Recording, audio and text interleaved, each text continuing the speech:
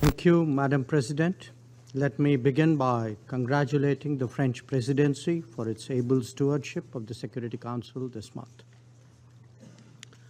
I also thank Secretary-General Antonio Guterres for his briefing and take note of the remarks made by ICC Prosecutor Karim Khan. Allow me, Madam President, to preface my remarks by reminding the Council that India is not a signatory to the Rome Statute, nor a member of the International Criminal Court. Madam President, the trajectory of the Ukraine conflict is a matter of profound concern for the entire international community. The future outlook appears even more disturbing. The nuclear issue is a particular anxiety. In a globalized world, the impact of the conflict is being felt even in distant regions. We have all experienced its consequences in terms of surging costs and actual shortages of food grains, fertilizers, and fuel. On this score, too, there are good grounds to be worried about what awaits us. The Global South, especially, is feeling the pain very acutely. We must, therefore, not initiate measures that further complicates the struggling global economy. And that is why India strongly reiterates the need for an immediate cessation of all hostilities and a return to dialogue and diplomacy. Clearly, as Prime Minister Narendra Modi has emphasized, this cannot be an era of war.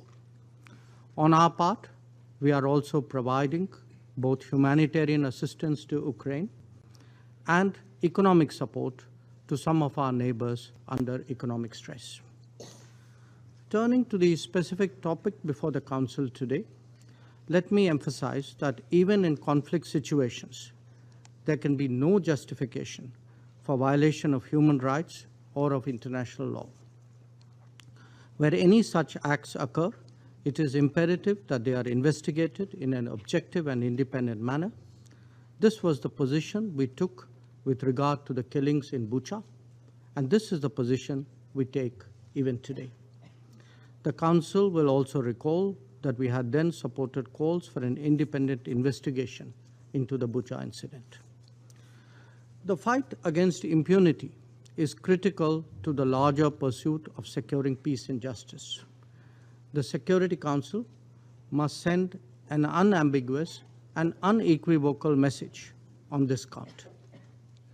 Politics should never, ever provide cover to evade accountability, nor indeed to facilitate impunity. Regrettably, we have seen this of late in this very chamber when it comes to sanctioning of some of the world's most dreaded terrorists.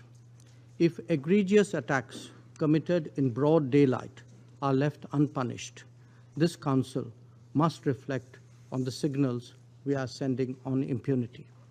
There must be consistency if we are to ensure credibility.